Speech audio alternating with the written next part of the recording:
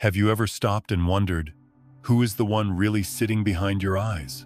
Most of us grew up with the idea that there is a central me inside a commander, a small manager inside the head, deciding, worrying, planning, and steering our life. But what if that little me has never truly existed? What if the self you've been holding on to is nothing more than a beautiful illusion? A story the brain keeps telling over and over. This question is not meant to confuse you. It is an invitation to step out of the costume of identity and glimpse what has been present all along the vast, timeless awareness in which everything appears. I remember the first time I really questioned this. It felt like pulling at a thread in a sweater, not sure if I wanted the whole thing to unravel. But as I kept looking, I realized the me I thought was in control kept dissolving, like smoke rising into the air. Science has seen glimpses of this truth. Neuroscience shows us that the brain often begins preparing actions before we are aware of making a decision. Think about that. The hand is already moving before the thought "I decided" even arises. Free will, as we imagine it, may be more like the story the mind tells to keep the illusion of control alive. And memory, the foundation of who we think we are, turns out not to be a solid recording but a reconstruction. Each time we remember, we rebuild the past with pieces, sometimes adding details that never existed. If memory can be so fluid, how stable is the identity built on top of it? Philosophy and spirituality have whispered about this for thousands of years. The Buddhists spoke of anatta, the truth of no self, comparing the self to a river that seems continuous, but is never the same water twice. Quantum physics echoes this, showing us that particles do not exist in fixed states until they are observed. The observer and the observed are woven together in a dance so intimate they cannot be separated. So who is the observer? Who is the witness of your life? Here is where the journey deepens. The self you believe you are is not a fixed object. It is more like a verb, a flowing process, a film made of many frames stitched together. It seems continuous, but if you pause and look closely, no single frame is permanent. Beneath all of this lies awareness. Not your awareness, not my awareness, just awareness itself. The silent stage on which every thought, emotion, and sensation rises and fades away. It is not born, and it does not die. It does not need defending. It does not need polishing. It simply is. Think of it this way. Your thoughts are like clouds drifting across the sky, sometimes light and fluffy, sometimes heavy and stormy. But the sky itself, vast, open, unchanging, is never harmed by the passing weather. In the same way, awareness is never harmed by what passes through it. When you begin to see this, life shifts in the most gentle yet radical way. You stop pushing so hard to hold a fixed identity. You stop trying to force yourself into being someone all the time, like a river that no longer strains to flow uphill. You allow yourself to move with the natural curves of existence. Change doesn't feel threatening anymore. It feels like the very heartbeat of life. Even the ego, that noisy roommate inside our head, is no longer an enemy. It's just a tool like software running on a computer, useful for navigating the world, but never the essence of who you are. The problem has never been the ego's existence. The problem is the mistaken belief that the ego is the true self. When this illusion begins to fade, love itself transforms. You look at another person and no longer see someone separate. You begin to feel them as another expression of the same consciousness you are. Love is no longer a gift you give to someone else. It becomes the recognition that there is no one else, just one awareness shining through countless eyes. And what about death? The body ages, memories fade, personality shifts, but awareness remains untouched. The sky does not disappear when the clouds vanish. The ocean does not end when a wave collapses. So too, your deepest nature has no beginning and no end. Recognizing this brings a peace that no philosophy of fear could ever offer. This is not about escaping life. It is about living more fully than ever before. When you no longer cling to a fragile self, you become more available to joy, to creativity, to compassion. You stop seeing life as a battle to control and start experiencing it as a dance to participate in. And here is the miracle. The more you let go, the more alive everything becomes. Decisions feel less forced and more obvious. Emotions move through you like music. Intense, but never overwhelming. Relationships soften because you no longer feel the need to defend a separate identity. Even challenges lose their weight because they are seen as waves moving through the same ocean of awareness you are. At the heart of it all is a simple shift, realizing you are not the character in the story, nor the author of the story. You are the awareness in which the story appears. You are the space, not the content. Pause with me here. Notice that you are aware of these words. Now notice you are also aware of awareness itself. Can you find a boundary between the two? The more you look, the more it dissolves. What remains is not two things, but one seamless presence. This recognition is not something you have to achieve.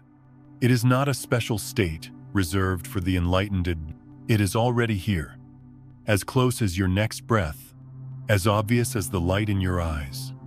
The only shift required is to stop searching for it as an object and to realize you have never been separate from it.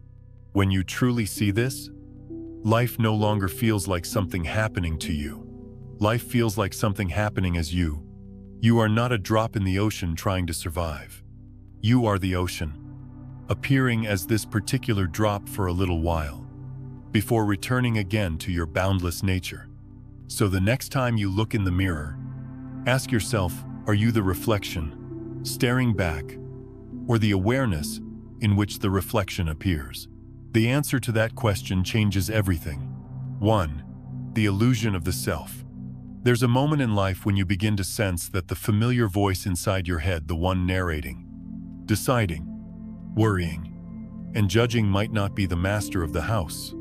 It feels unsettling at first, almost like discovering the driver of the car you've been sitting in isn't really steering. You've believed all along that you are the one making the choices, pressing the pedal, turning the wheel. But as you look closer, you notice the car has been moving on its own, and you've only been watching from the passenger seat. This isn't a metaphor pulled from thin air. Modern science has shown us that the brain often prepares an action before we become aware of choosing it. The famous experiments of Benjamin Libet revealed that electrical signals in the brain fired half a second before people reported deciding to move their hand. Think about that for a moment. Your body was already on its way before the voice in your head took credit. What does this mean? It means that the cherished sense of, I chose this, may be more like a story told after the fact. A little narrator scrambling to stay in charge. Free will, at least in the way we imagine it, begins to look like theater, convincing, dramatic, but not entirely real. I know how uncomfortable this can feel. When I first confronted it, it was as if the ground beneath me shifted. I wanted to hold tightly to the belief that I was in charge, that I was the author of every thought and action. Without that belief, who was I? A puppet, a machine. The mind rushes to these extremes because it cannot imagine being without a commander. Yet when I stayed with the discomfort, aquieter, deeper truth began to emerge. The illusion of self is like a puppet show in a small village square. The puppets move, speak, and act, and the crowd laughs and cries as if they are alive. But behind the curtain, invisible strings are pulling bile, and even the puppeteer is being guided by something larger. The show is beautiful, but mistaking it for the whole truth keeps us trapped. What if the me you think you are, the one who claims every choice and every thought, is just a character in this puppet show, a mask, a role, a useful fiction?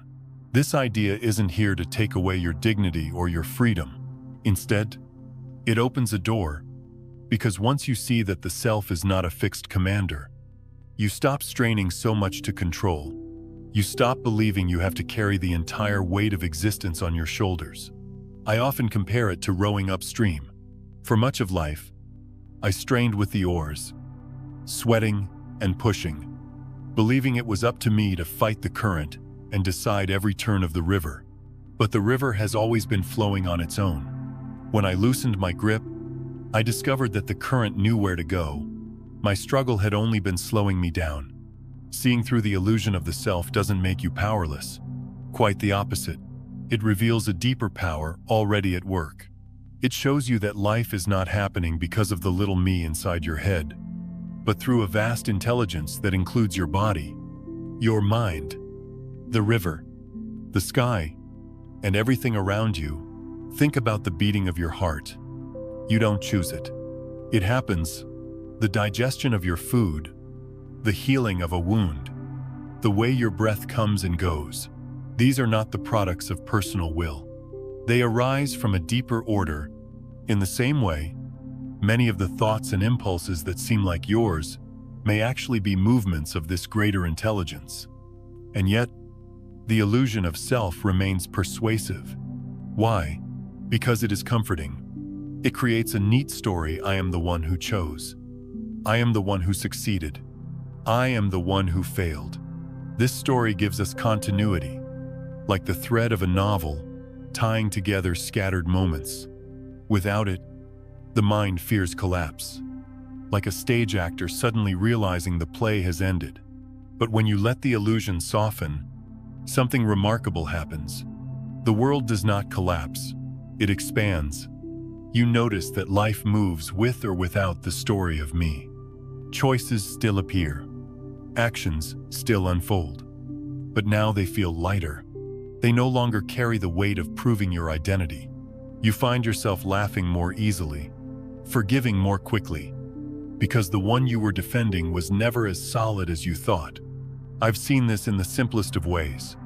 Once, while walking in the rain, I would have complained, why didn't I bring an umbrella? Why am I so careless? But when the grip of self loosened, the rain simply fell.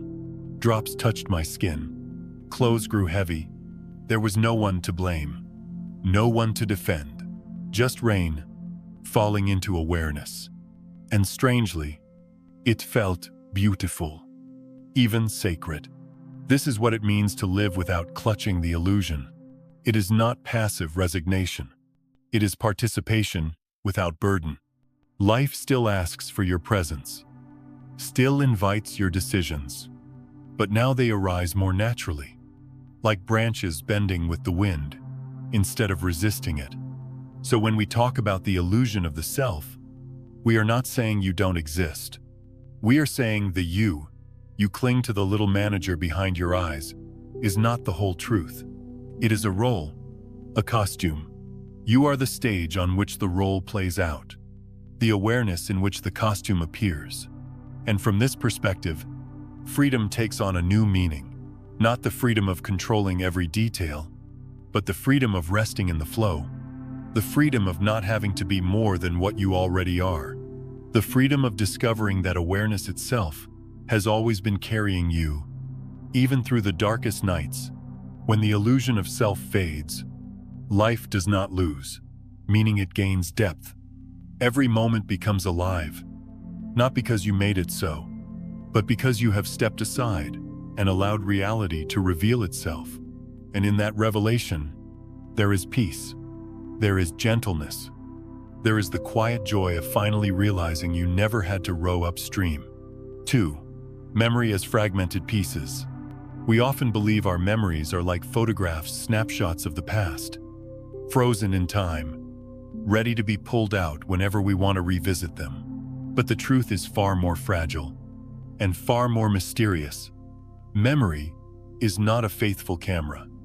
It is more like a painter, recreating, reimagining, even reinventing scenes every time we look back. Scientists such as Elizabeth Loftus have shown us that memories are astonishingly malleable. A person can be convinced they saw things they never saw, felt emotions tied to events that never happened, even carry stories of childhood that were entirely fabricated in the process of recall. Each time we remember, we are not opening a sealed vault of truth. We are reconstructing the past out of fragments. The past, in many ways, is being written anew in the very moment you recall it. When I first discovered this, it was unsettling. I wanted my memories to be my anchor. I wanted to believe they proved who I was. But as I looked closer, I saw cracks in the foundation. I remembered arguments differently than the people who were there. I carried childhood impressions that turned out to be inaccurate. Whole seasons of my life felt certain, only to later reveal themselves as half-truths. What I thought was solid was more like shifting sand. And here is where it becomes deeply personal. The self, the me we hold on to, leans heavily on memory to create a sense of continuity. We say, I am this person because I remember my past. I am the sum of my experiences. But if memory itself is so unstable, what happens to the self built upon it? It's like piecing together a puzzle where half the pieces are missing, and some of the others have been quietly replaced. You finish the picture and say, this is me. But is it really? Or is it just a story patched together from what you could find, with imagination filling in the gaps? Let me share a simple image. Imagine standing at the edge of a river. The water flows by, and you scoop up a handful. In that moment, you call it the river. But as soon as you look again, the water has changed. The flow has shifted. And what you hold is no longer there. Memory is like that handful of water. Each time we reach back, the river has already moved. And what we gather is a reconstruction, not a retrieval. Now, I'm not saying memory has no value. Without it, we could not learn. We could not grow. We could not recognize the faces of those we love. Memory is a gift, but it is not the flawless archive we imagine. It is more like a living fabric, woven and rewoven with every act of recall. When I began to see this, something inside me softened. For years, I carried painful memories as if they were carved in stone. They told me who I was: unworthy, broken, guilty. But when I realized that memory itself is a shifting story, I saw those burdens differently. They were not eternal truths. They were fragile reconstructions, and if they could be rewritten in pain, they could also be rewritten in love. This is where healing begins. Because once you see that your past is not a chain of iron links binding you forever, you can allow the links to loosen. You can breathe. You can forgive yourself. Because the self you are condemning was built on stories that change with every telling. I've spoken to many people who feel trapped in their history. They say, I can't let go of what happened to me. It defines me, and I understand that ache. But what if the story is less rigid than you believe? What if the identity built on those memories is already shifting? Like sand dunes, reshaped by the wind, you are not as fixed as you fear. Here is another way to see it. At night, when you dream, entire worlds arise: people, places, conversations. They feel vivid, undeniable, real. Yet when you wake, you know it was all constructed by the mind. The same is true of memory. It feels real, but it is also a construction, pieced together in the moment. Recognizing this does not diminish your life. Instead, it frees you to live it more lightly. Think of the weight this takes off your shoulders. If your memories are flexible, then the story of who you are is also flexible. You don't have to carry every mistake as if it were carved into your skin. You don't have to clutch every wound as if it were the whole of your being. You can allow your story to be reimagined, retold, even healed. Because that is what memory has always been doing anyway. From this perspective, identity becomes less like a photograph and more like a movie, frame after frame, changing, shifting, creating the illusion of continuity. You are not the fixed picture on the wall. You are the unfolding sequence, alive in motion. And so, The question arises, if memory is so fragile, then who are you really? If the self is stitched together from fragments, who is the witness of those fragments? Who is the one aware of the shifting, of the forgetting, of the rewriting? That witness, that awareness, has no memory. It doesn't need one. It simply is. It was present in your childhood, present in your grief, present in your laughter, present now as you listen. Memory changes, but awareness does not. This realization is profoundly liberating, because it means you are not trapped by your past.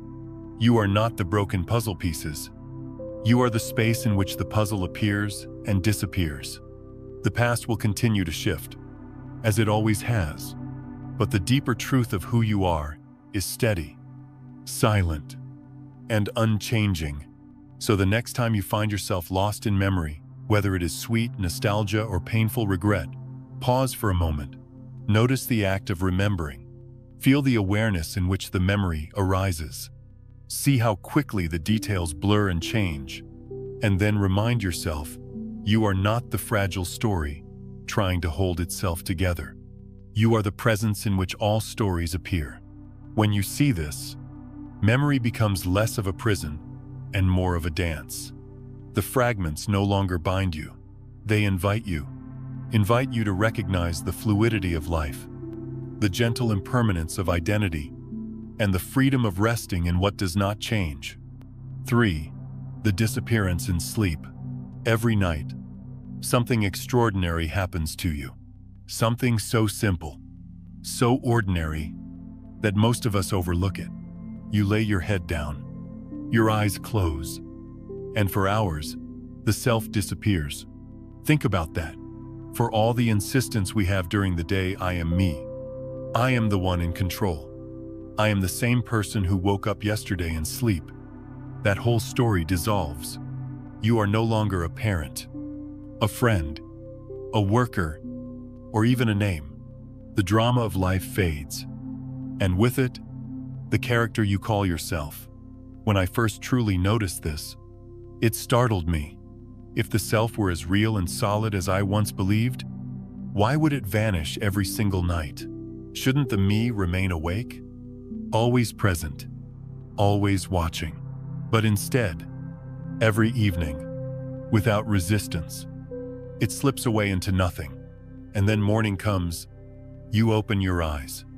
You gather the fragments of memory, your bed, your room, for the people you know, and you rebuild the story.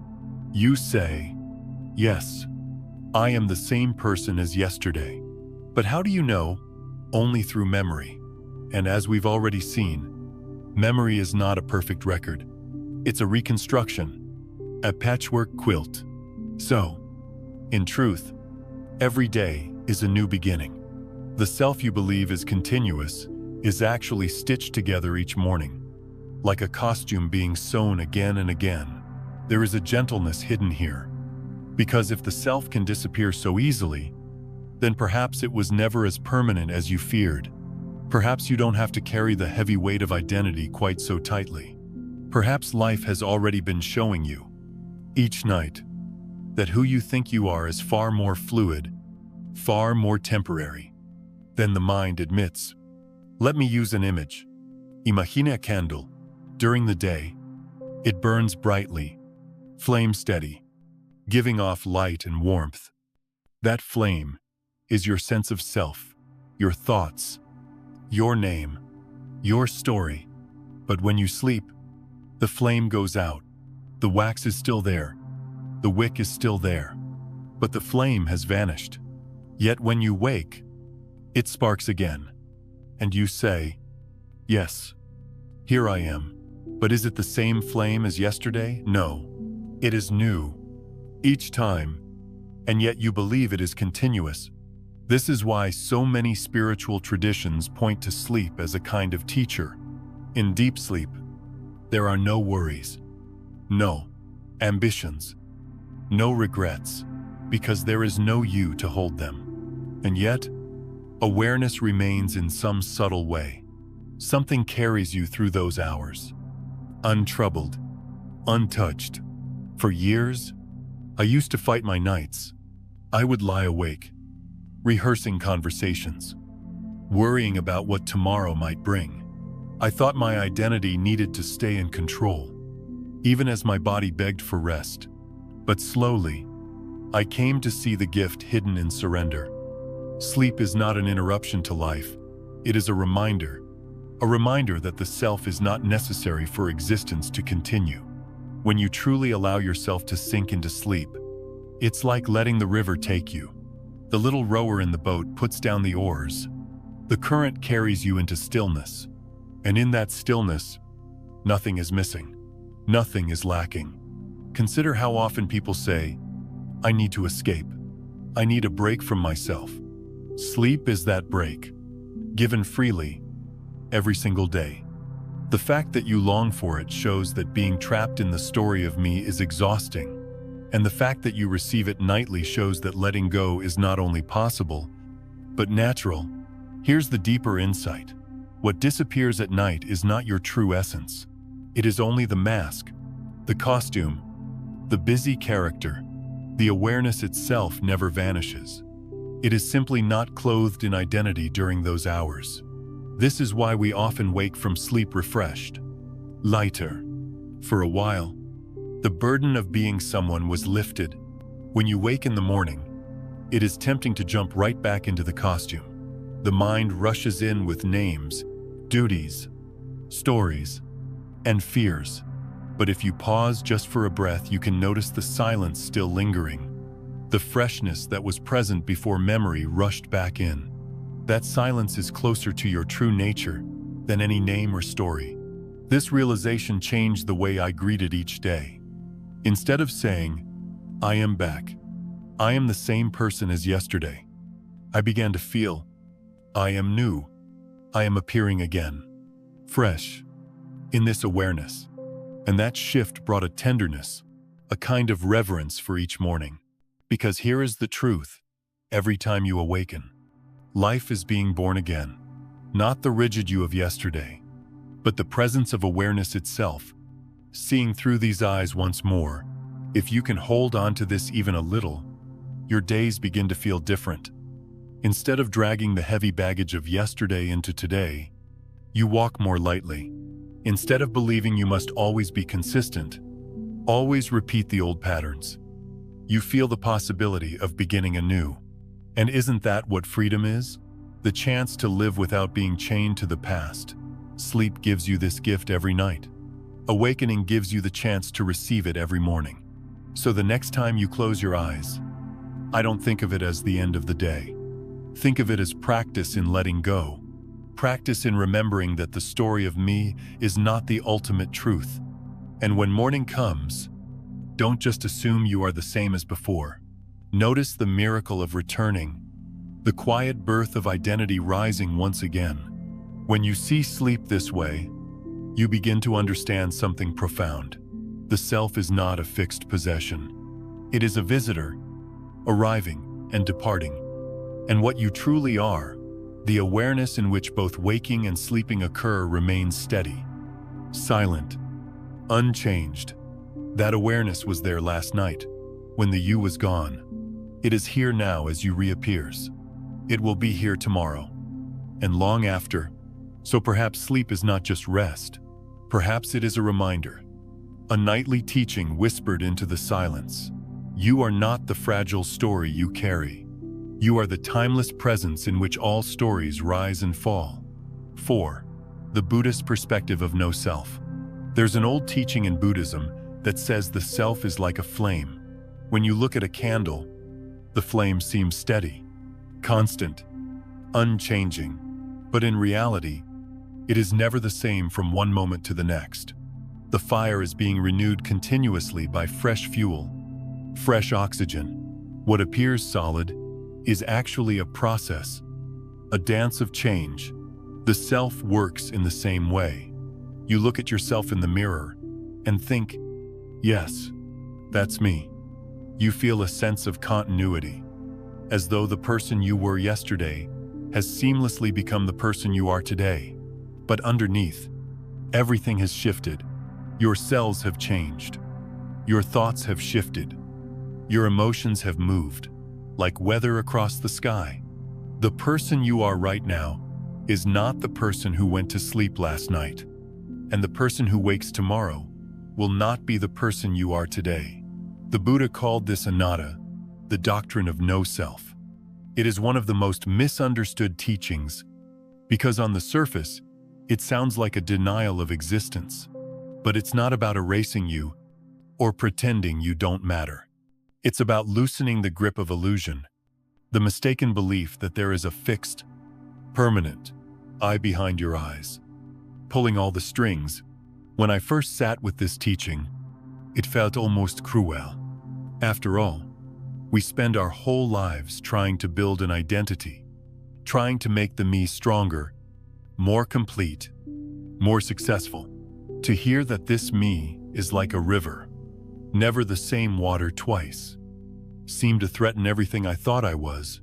But with time, the truth of it became not threatening, but freeing, because the river, though it is never the same twice, never stops flowing. It is not a failure of identity to change, it is the very beauty of life itself. The self you think is permanent is actually a stream, an unfolding process, a dance of impermanence. And when you accept this, a great burden falls away. Think of how much suffering comes from trying to hold the river still.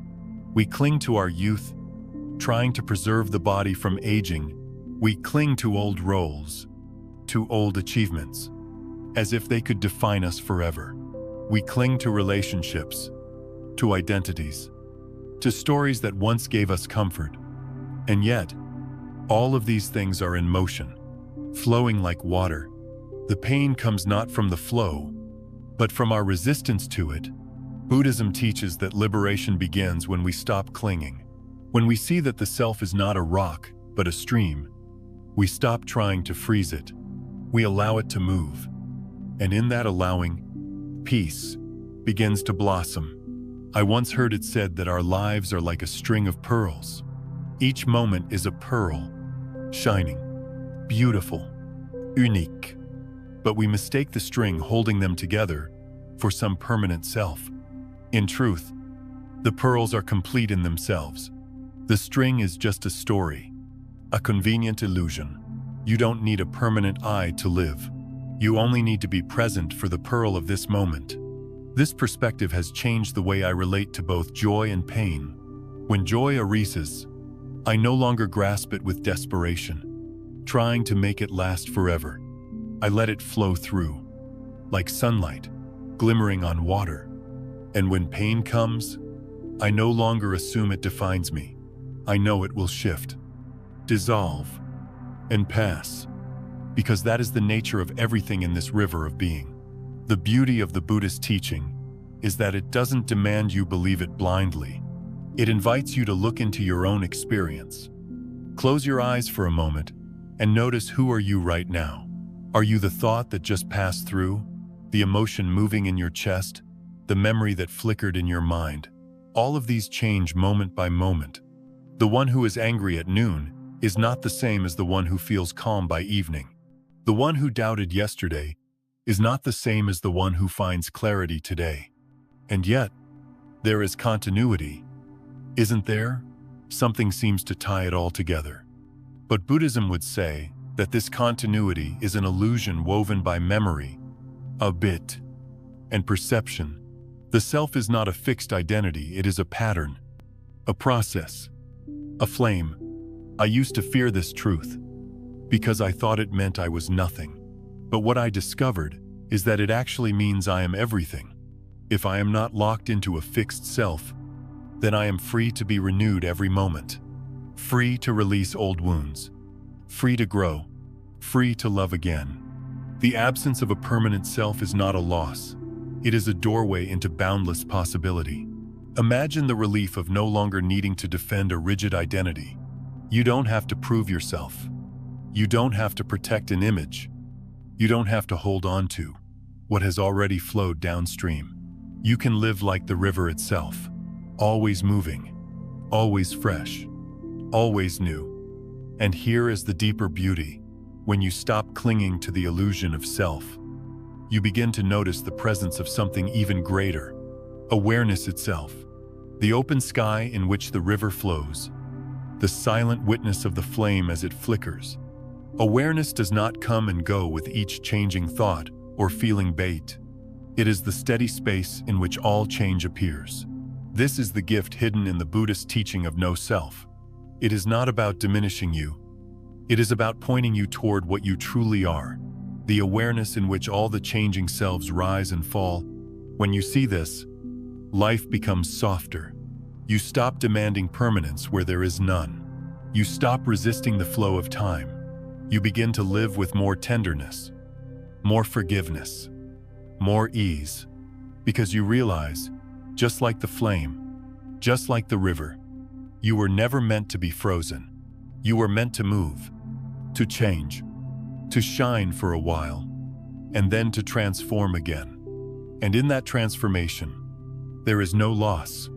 There is only the eternal dance of awareness, playing as you, playing as me, playing as all of us, moment by moment. 5. Quantum physics and the observer. There is a strange and beautiful truth at the heart of modern physics, a truth that shakes the very ground beneath the old story of who we think we are. At the quantum level, the smallest scale of matter particles do not sit in definite places, waiting for us to notice them. They live in a haze of possibility, existing as waves of potential, and only when they are observed do they appear in a specific state. This discovery, repeated in countless experiments, is not some fringe idea. It is one of the pillars of quantum physics, and though scientists debate what it means, one thing is clear: the observer matters. The act of observation changes what is observed. For most of my life, I was taught the opposite, that the world was solid, fixed, existing completely on its own, indifferent to my presence. I believed myself to be a spectator, looking out through my eyes at a stage already set. But quantum physics whispers something far more mysterious. You are not standing outside of reality, watching it unfold. You are part of the unfolding itself. Imagine walking into a darkened room with countless doors, each one leading to a different possibility. Until you choose a door, they all exist as potential. But the moment you place your hand on the handle and step through, one path solidifies, and the others dissolve into shadow. In the same way, quantum particles carry many possibilities until observed. The act of noticing is the act of choosing. Now, this doesn't mean we can bend the universe to every passing whim, like magicians conjuring reality out of thin air. But it does mean that consciousness and reality are woven together far more intimately than we were taught. Observation does not merely report on what exists, it participates in shaping it. When I first encountered this truth, it felt abstract, almost too strange to matter. But slowly I began to see its echoes in daily life. Haven't you noticed how the way you look at something changes your experience of it? A problem viewed with fear becomes overwhelming. The same problem viewed with openness becomes workable. A person you approach with suspicion feels distant. The same person approached with kindness softens before your eyes. In each of these cases, your observation, your way of seeing shapes the reality you live. The quantum world simply makes this visible in a fundamental way. Consciousness does not stand apart from the universe. It is interwoven into its very fabric. Buddhist teachers have long said, the observer and the observed are not two. Quantum physics seems to nod in agreement. What you see, and the one who sees, arise together, like two sides of a single coin. This understanding brought me both humility and empowerment. Humility, because it shows me I am not the master of existence, bending it to my will. Empowerment, because it shows me I am not powerless either. I am a participant in creation, not just a bystander. Think of it this way: life is like a vast symphony. Each note you play matters.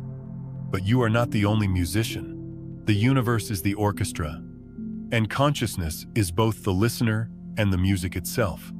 The way you hear the melody shapes the way it is played, and the way it is played shapes the way you hear it. When you begin to live with this awareness, something shifts. You stop feeling so separate from the world around you. You begin to sense that reality is not happening to you, but with you, the tree outside your window, the stranger who passes you on the street, the circumstances of your life.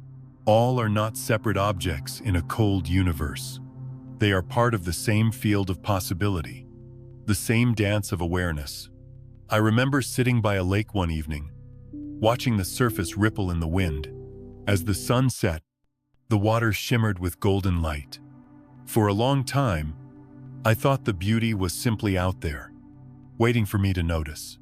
But in that moment, I realized the shimmer was happening in the meeting between the world and my awareness. Without my presence, there would be no experience of the lake.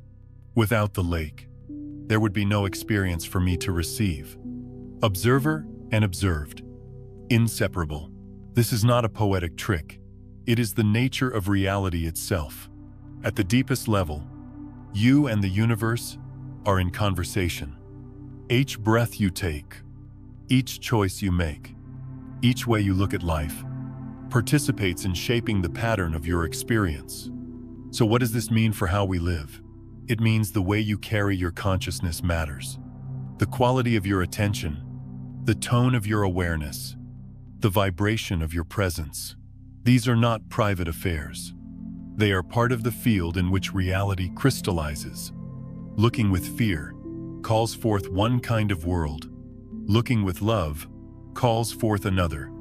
This is why the gentle practice of awareness is so powerful. By simply resting in presence, by choosing to see with openness rather than defense, you are not just calming your own mind, you are participating in the creation of a different reality.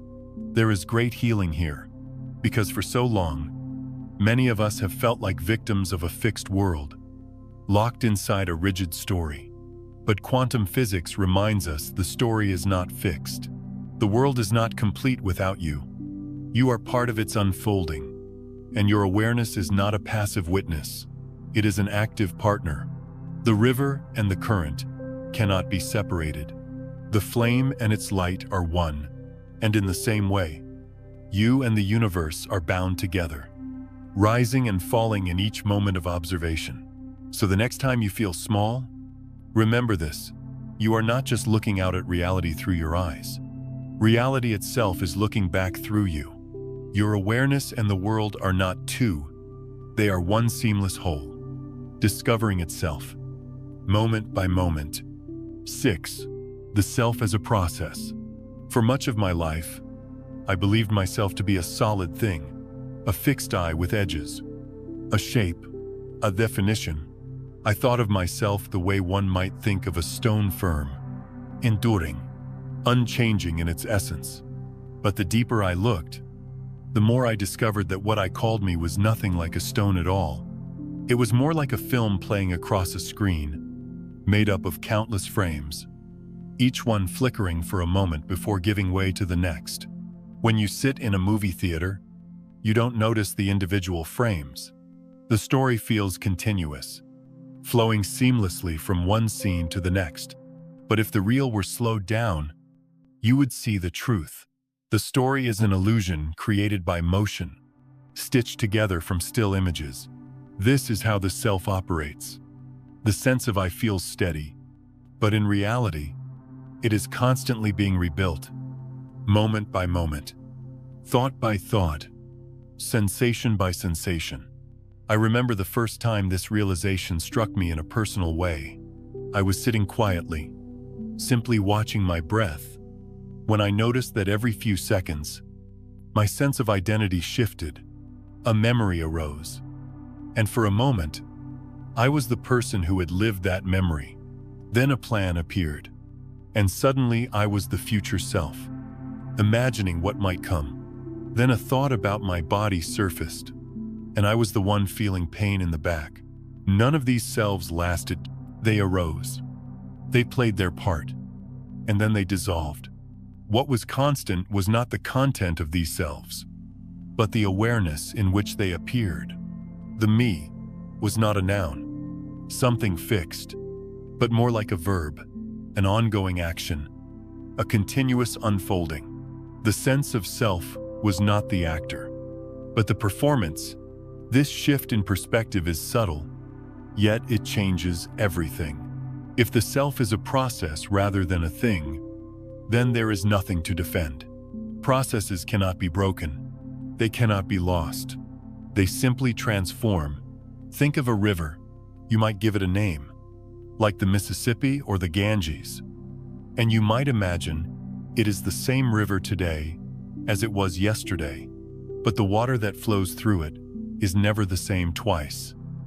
Each moment, fresh currents move through, fresh rains fall, fresh streams join. The identity of the river is an illusion of continuity, created by naming what is, in truth, a process of endless change. Or think of a flame on a candle. You point to it and say, "This is the flame," but in reality, it is a dance of heat and light, constantly renewed by fuel and air. The flame of this moment is not the flame of the last, and yet, it appears to be one and the same. So too with the self. What you call me is a series of moments, stitched together by memory and perception, appearing as something continuous.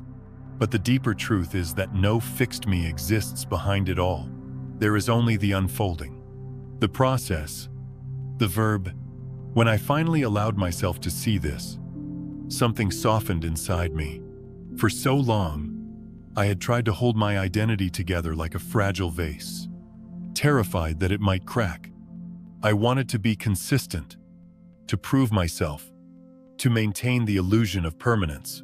But when I recognized that the self was never a vase at all, only water flowing, the fear dissolved. I realized there was nothing to break.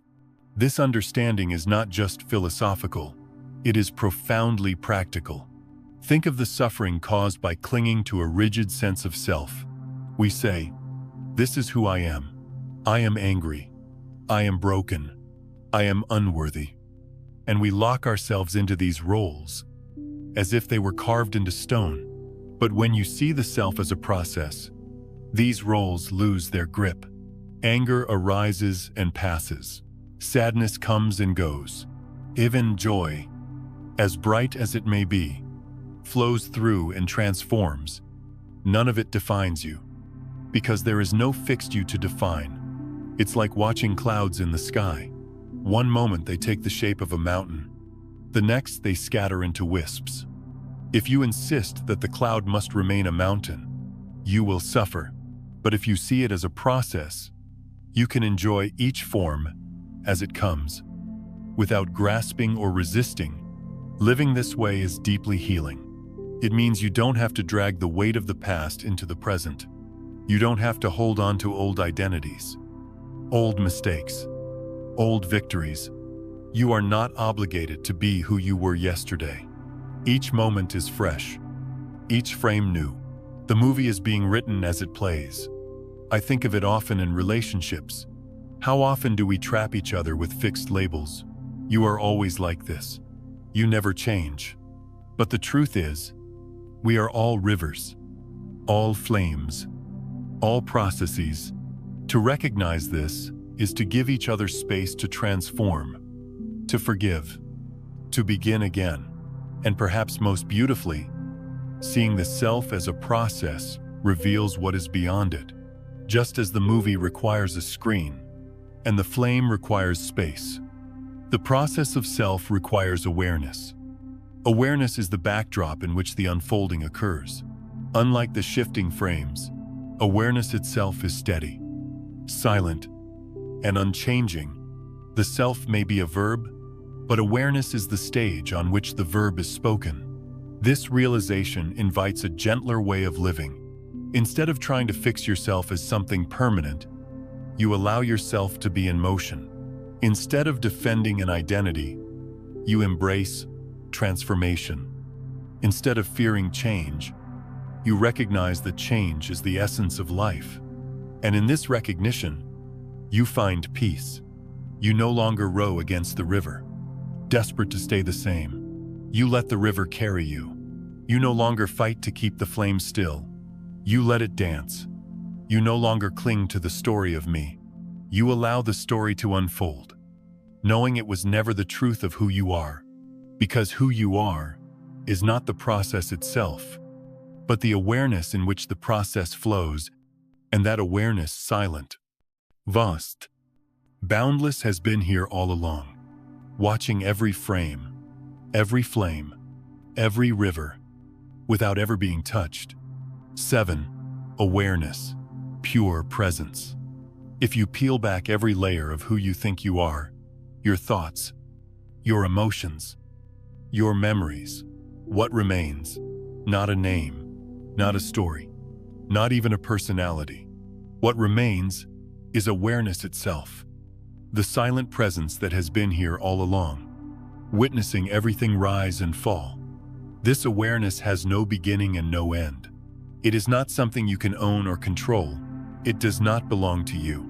Rather, everything you call you belongs to it. Your body moves within it. Your thoughts appear in it. Your feelings surge and dissolve inside it. It is vast, infinite, without edges. I remember the first time I tasted this directly. It wasn't during a meditation retreat, or in a temple, or under some mystical condition. It was on an ordinary afternoon. I was washing dishes. My mind was running through its usual chatter worries about tomorrow, replaying a conversation from earlier in the day, when suddenly, something shifted. For a brief moment, I saw clearly the thoughts were just ripples in a much larger ocean, and that ocean was awareness itself, silent, steady, untouched by what moved within it. That recognition changed me, not in some dramatic, overnight way, but like a gentle rain soaking into dry ground. Slowly, it softened the edges of my life. I began to see that awareness was always here, even in the most painful times.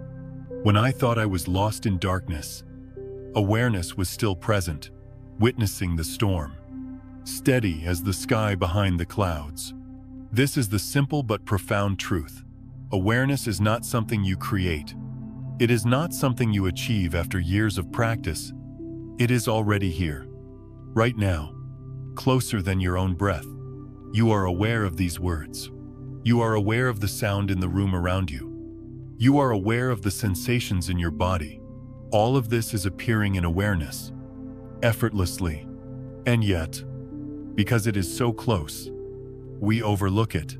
We search for peace, for enlightenment, for some grand experience. While the one thing we long for is already present, it is like a man searching for his glasses, unaware they are resting on the top of his head.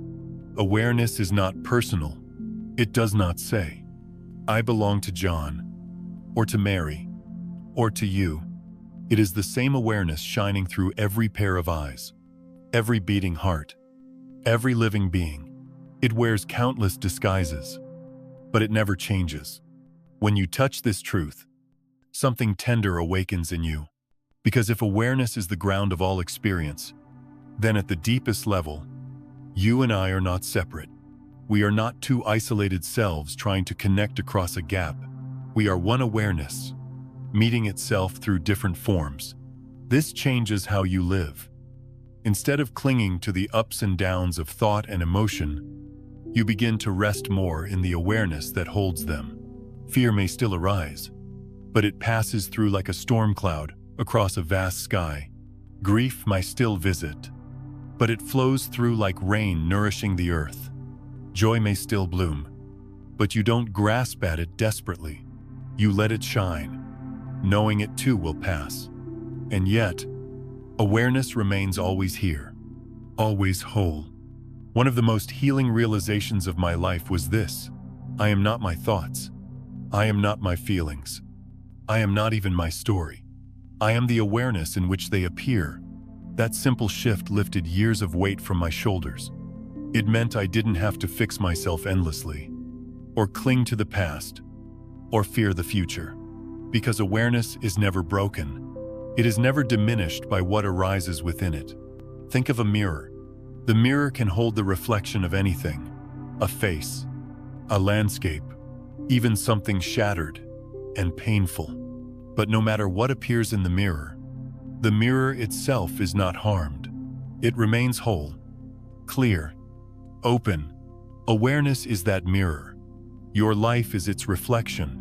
And just like the mirror, awareness is untouched by the content it holds. This doesn't mean we should dismiss our experiences. Pain is real. Joy is real. Suffering is real. But they are not the whole of what we are. They are waves in the ocean, passing through the depth of awareness that cannot be shaken. When you begin to live from this recognition, life becomes lighter. You stop being so entangled in every thought, every reaction, every storm. You discover a kind of inner spaciousness, like standing on a mountaintop with a wide view in every direction. From that vantage point, the troubles of daily life do not vanish, but they lose their suffocating power. They are seen within the vastness of awareness, and that changes everything. And here's the most important part. Awareness does not need you to improve it. It does not need to be polished, purified, or perfected. It is already whole. Even in your darkest hour, even when you felt broken and unworthy, awareness was there, steady and complete. That is why spiritual practice is less about becoming something new and more about remembering what has always been here. I have walked through times when I thought I was beyond repair, when the pain felt unbearable, but even then, there was something in me that simply witnessed. It didn't take sides. It didn't collapse. It didn't judge. It was just there. And when I realized that this witness was my truest self, not the pain, not the story, but the awareness itself, it felt like coming home. Awareness is not distant, not abstract. It is as intimate as the next breath, as obvious as the sensation of your hand resting in your lap. Pause for a moment. Notice that you are aware of being here. Now, can you find a boundary to that awareness? Can you locate where it begins or where it ends? You can't, because it has no edges. It is infinite, and this infinite awareness is who you truly are. Not the fleeting story of me, not the fragile identity stitched together each morning. You are the silent presence in which all of it appears. When you know this not just as an idea, but as a living recognition, the world softens. Other people no longer seem like strangers. They are simply the same awareness shining through different eyes. Life no longer feels like a hostile place you must survive. It feels like your own being, unfolding. So if you forget everything else, remember this. You are not the contents of awareness. You are awareness itself, eternal, boundless, whole. 8. Practical application. Healing through letting go. There comes a point on this path where all the ideas, all the philosophies, and even all the insights must be tested in the living fabric of daily life. It is one thing to speak of awareness, of freedom from the false self, but it is another to live it in the quiet moments of your ordinary day. And here is where the real healing begins. When you no longer cling to the demand that I must be this, I must look like that, I must live up to the story of me, something profound happens. Healing begins to unfold naturally, without effort, like a wound that closes on its own when you finally stop picking at it. Think of a river. It does not struggle to flow. It does not argue with the rocks it encounters, nor does it insist on taking a straight path. It curves, bends, widens, and narrows, finding its way with grace. When you live without the tight grip of self-image, you begin to flow like that river. Life carries you. The weight of should and must loosens, and you discover the relief of being carried rather than constantly pushing. I remember a time when I lived with an iron grip on myself. I had endless expectations. I must succeed. I must be loved. I must never fail. And with each demand, my body tightened. My mind grew restless. and my heart felt heavy. The moment I began to loosen my grip, just a little something surprising happened. The anxiety softened. The breath came easier. I realized life was not asking me to be perfect. Life was asking me to be present. Healing is not a project. It is not another self-improvement checklist. It is what unfolds when you stop interfering. When you let life move as it will. Just as a broken bone mends when given rest, your spirit mends when you allow yourself to rest in what is honest, without demanding it to be otherwise. This does not mean passivity. It does not mean abandoning responsibility. It means acting from a place of alignment rather than struggle. When you are not entangled in the constant narrative of me, actions arise more simply, more directly. You respond rather than react. You move with clarity rather than compulsion. Consider the way trees grow. Each tree takes its unique shape, not because it tries to imitate another tree, not because it follows some mental script, but because it simply allows life to express itself through its form. One tree may lean, another may twist, another may grow tall and straight. Each is complete, as it is. And you, too, are complete when you let go of the exhausting demand to be someone else, even some better version of yourself. In practical terms, how does this look? It looks like catching yourself when you say, I should be stronger, wiser, calmer by now. Instead of chasing that thought, you pause and remember awareness is already whole. Nothing is missing. Healing is happening. Even here, even now. It looks like forgiving yourself. When old patterns return, the ego will sometimes whisper, see, you failed again. You're still the same. But from awareness, you see it differently. You realize even the return of an old habit is simply another ripple passing through the vast ocean of presence. You don't need to fight it. You don't need to identify with it. You let it come, and you let it go. It looks like softening into the body. Tension accumulates in the shoulders, the chest, the stomach. Each contraction, born from the story of who you think you must be.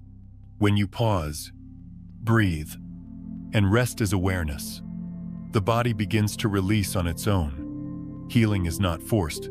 It is allowed. It looks like meeting others with more compassion. When you stop demanding perfection from yourself, you stop demanding it from others. You see that everyone is struggling under the same illusions of, I must be this. I must prove that. And suddenly, kindness arises more naturally.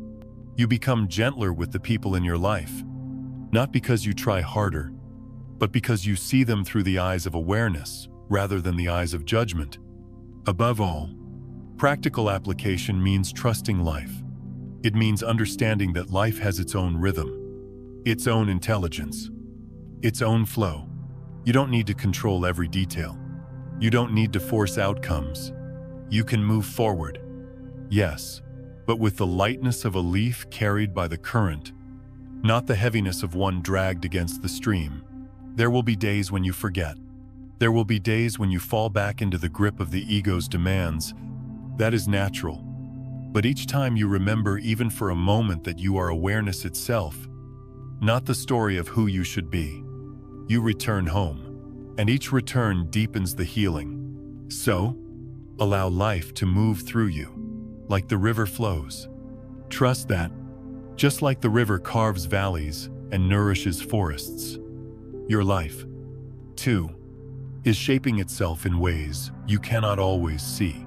Your only task is not to force, not to grasp, not to cling, but to allow, and in that allowing, healing happens, quietly, steadily, inevitably.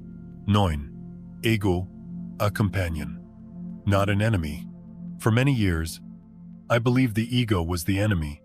Every spiritual book I picked up seemed to whisper, beware of the ego, defeat it, transcend it. And so, I fought with it relentlessly. Each time my mind grew restless or prideful, each time fear or envy arose, I called it the enemy, I tried to silence it, shame it, erase it. But the harder I fought, the stronger it seemed to grow. It took me years, and much exhaustion, to realize something deeply liberating. The ego was never meant to be destroyed.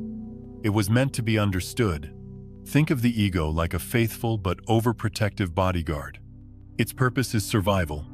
It scans the environment for threats, compares us to others, worries about the future, and replays the past, all in an effort to keep us safe. It is not malicious, though it often feels like it. It is simply outdated software running too many programs at once. The mistake lies not in having an ego, but in mistaking the ego for who we truly are. Imagine if you were driving with a GPS.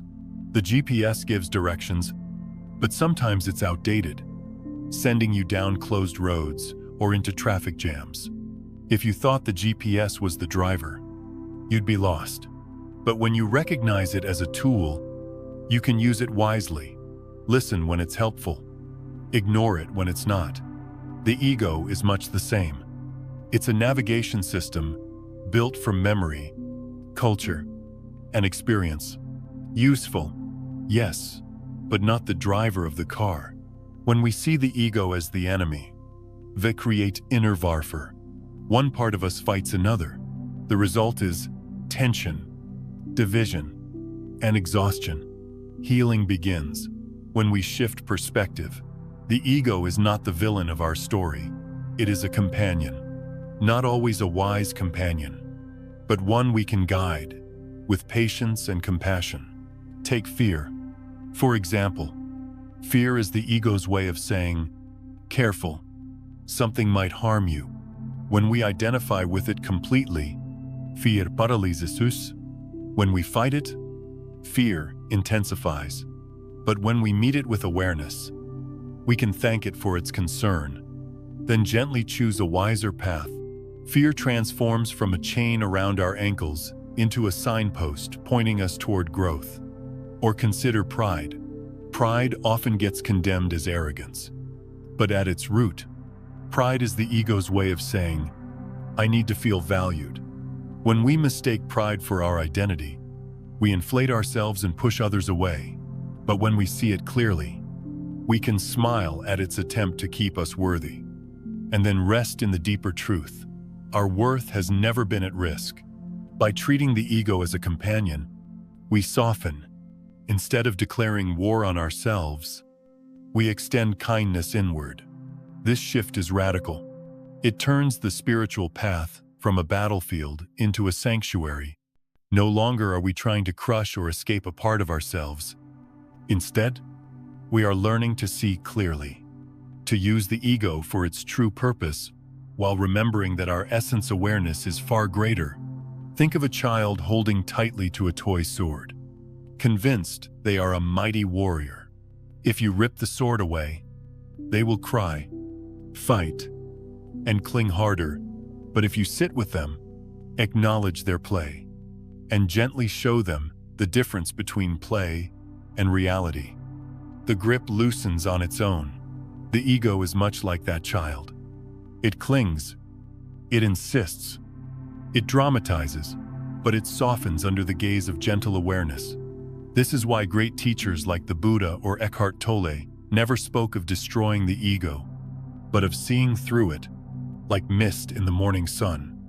It dissolves not through battle, but through the simple presence of awareness. In practical life, this means you can honor the ego's role without letting it rule. You still plan, protect, to achieve, but you no longer confuse those actions with your identity. You recognize the ego as a tool of the human experience, not the essence of your being. When the ego shouts, "You must be perfect," you pause, smile, and remember that's just the old program speaking. When it whispers, "You are not enough," you rest in awareness, knowing that enoughness is not something to earn, but something inherent. This shift doesn't make the ego vanish, but it makes you free. And in that freedom, life opens. You are no longer trapped in the drama of self versus self. Instead, You walk alongside the ego, like you would walk with an old friend, grateful for the lessons it has taught, clear about the limits of its wisdom, and rooted in the deeper truth of who you are. So the next time the ego rises, whether as fear, pride, envy, or doubt, try meeting it not with judgment, but with curiosity. Say to yourself, my old companion is speaking again. Then listen, learn what you can, and return to the quiet awareness that holds it all. The ego was never your enemy. It was always just a character in the play of life, a loud, dramatic character. Yes, but not the director, and certainly not the stage itself. You are the awareness in which the play unfolds. And once you see this, even the ego becomes part of the dance of existence. Not something to conquer, not something to despise, just another ripple in the great ocean of being. 10. Love and unity.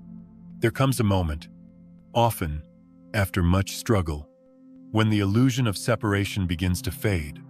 You start to see that the boundaries you believed so fiercely in the walls of me, and you are not as solid as they once appeared.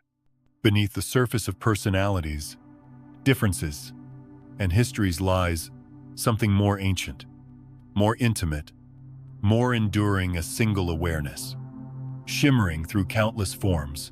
When this is glimpsed, love changes. It ceases to be a transaction. I give you this. You give me that.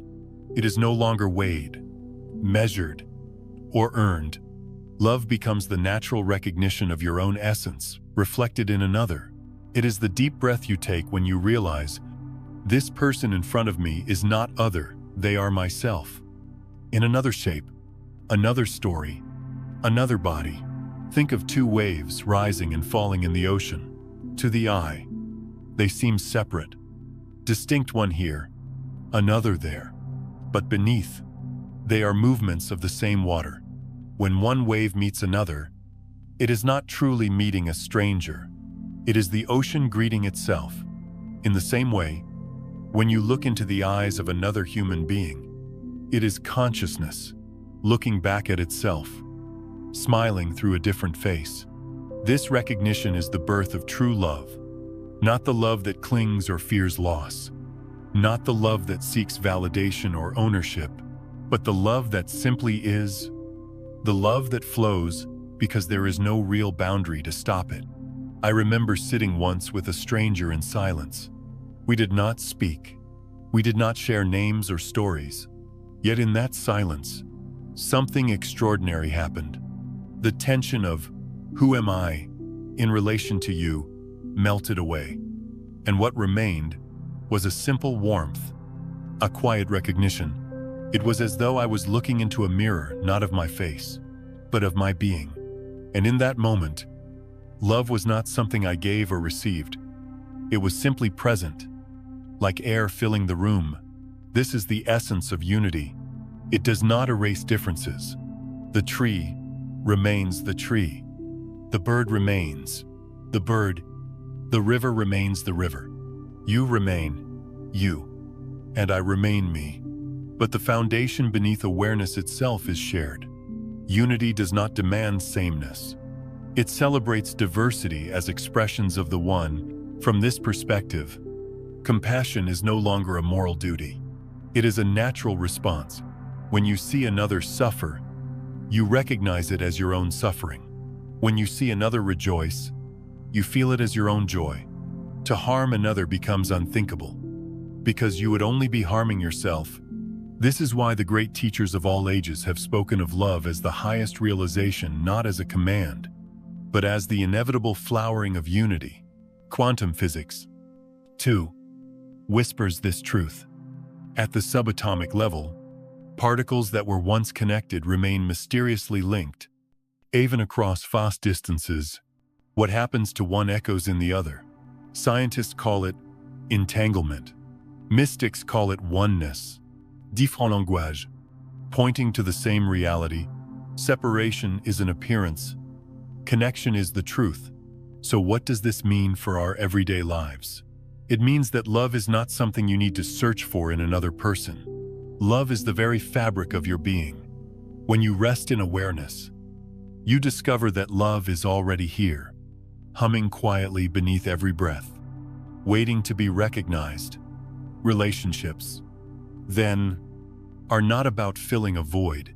They are about celebrating the fullness already present, sharing the joy of existence with another expression of the same life.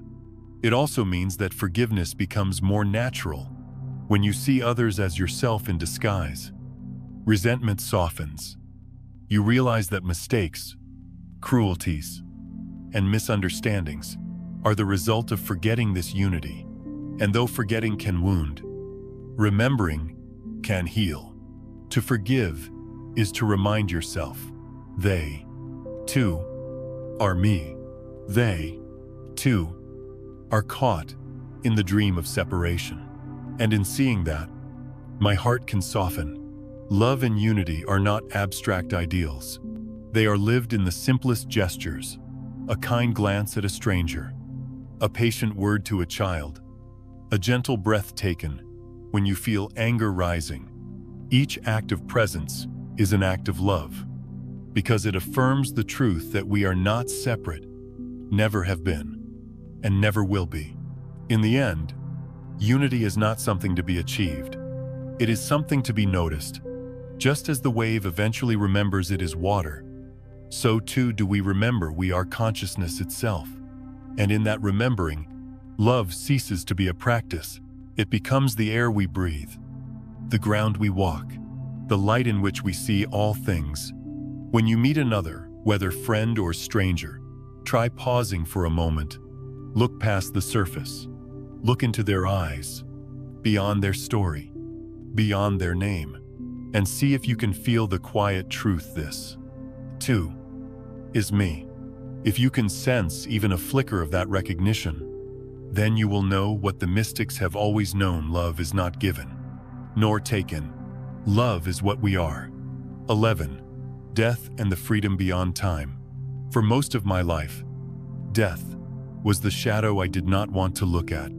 It lingered in the background, unspoken, yet always there like a silent drumbeat, reminding me of the fragility of everything I loved. The thought of losing my body, my memories, my relationships felt unbearable. I clung to the illusion that if I avoided thinking about death, perhaps it would avoid me. But of course, it never does. And yet, when I began to explore awareness itself, the presence that is here before thought, before memory, something extraordinary shifted.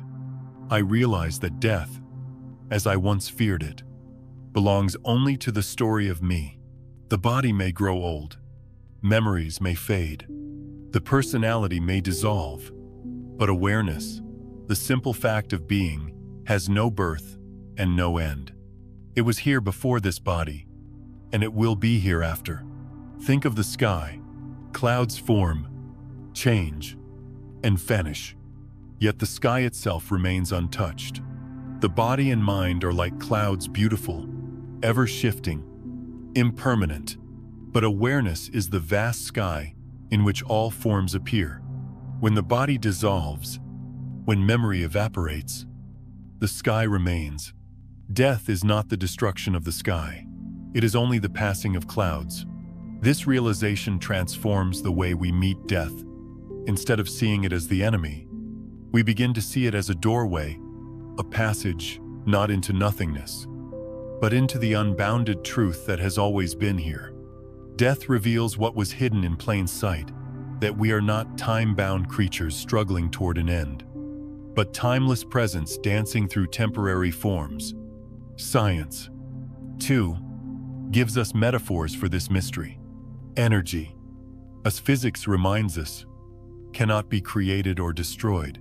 It only changes form. A flame goes out, but the heat disperses into the air.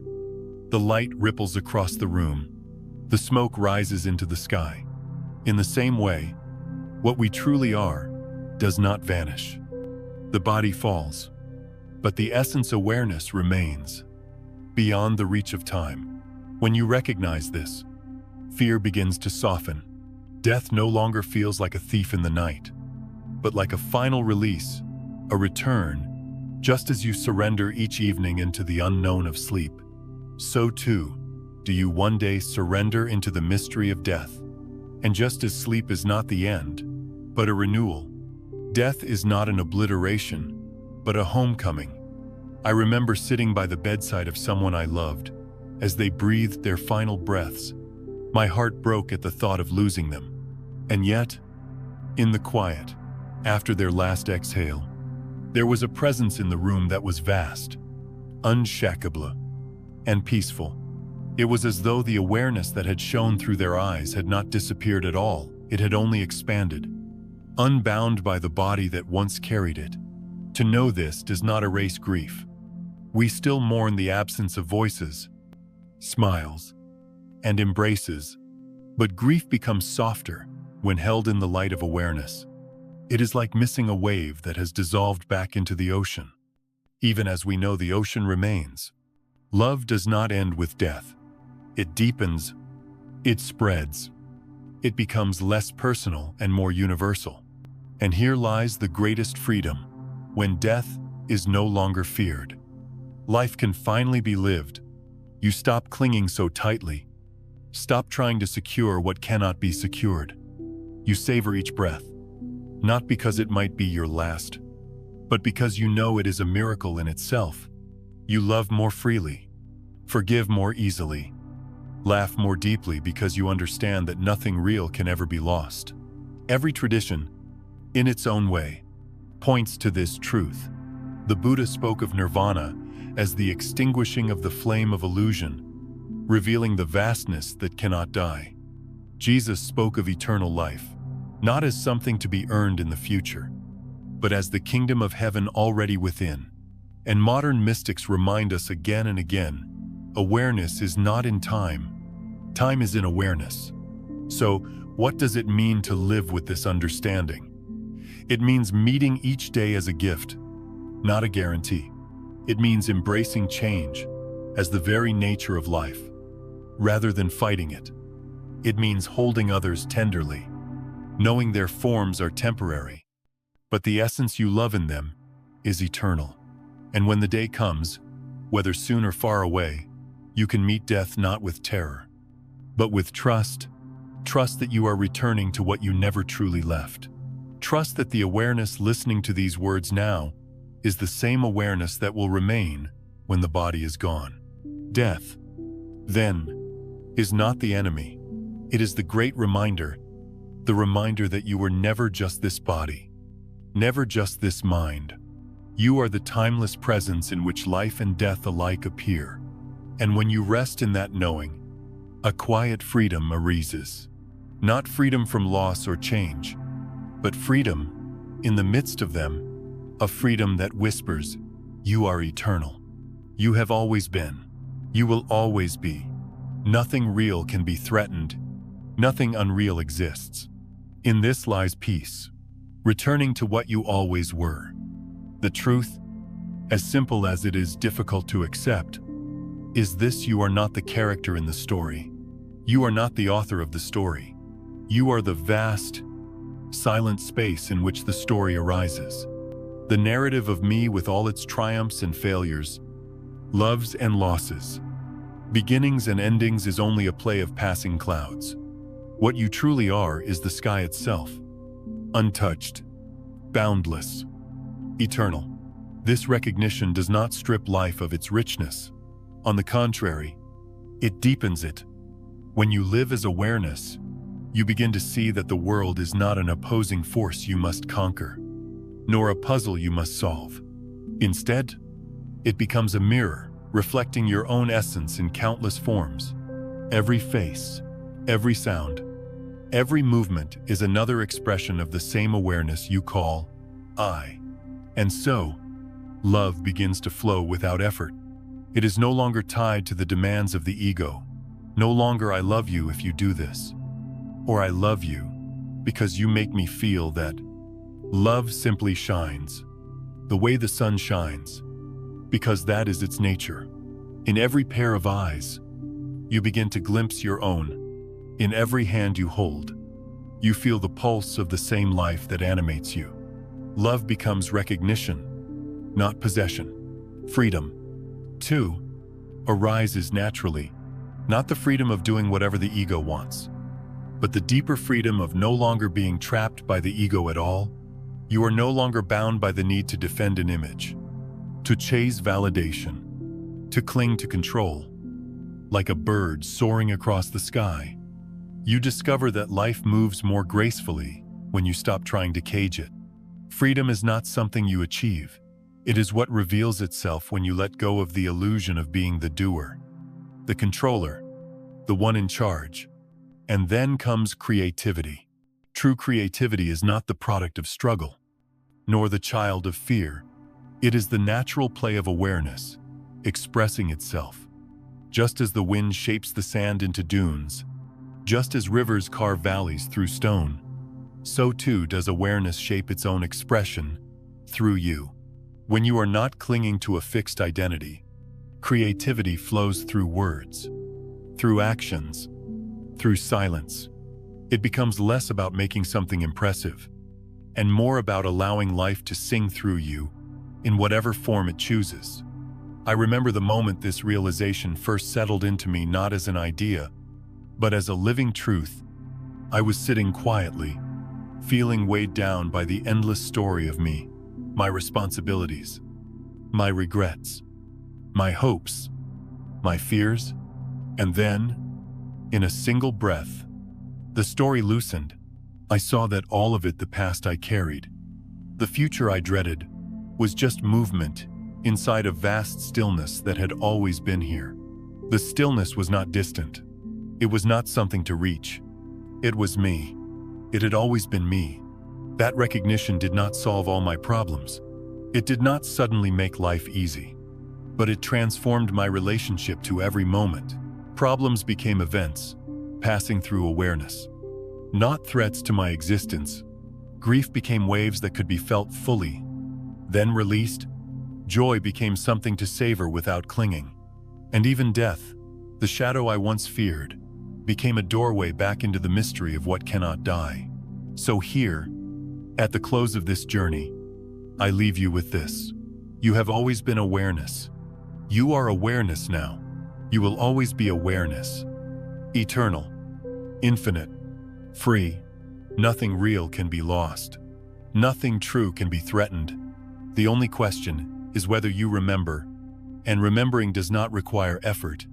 It does not require years of struggle or endless searching. It is as close as your own breath, as immediate as the silence between thoughts, right here, right now.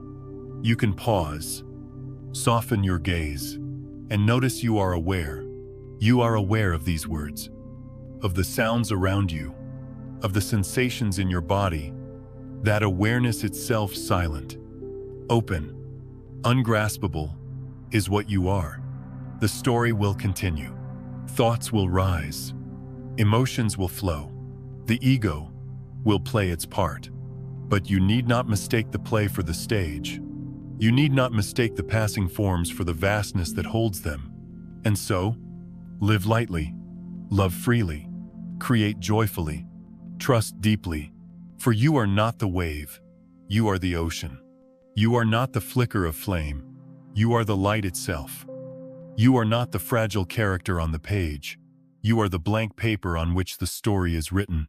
Remember this truth. Again and again. Forgetting is natural. Remembering is grace. Each time you awaken to what you are, even for a moment, you step out of the prison of identity and into the freedom of presence. You have never been limited to a body, a mind, or a name. You are the timeless awareness in which bodies come and go, in which minds rise and fall, in which names are spoken and forgotten. You are not becoming awareness. You have always been awareness. Eternal, infinite, free. And that is the truth that heals. That is the truth that liberates. That is the truth that, once seen, can never be unseen.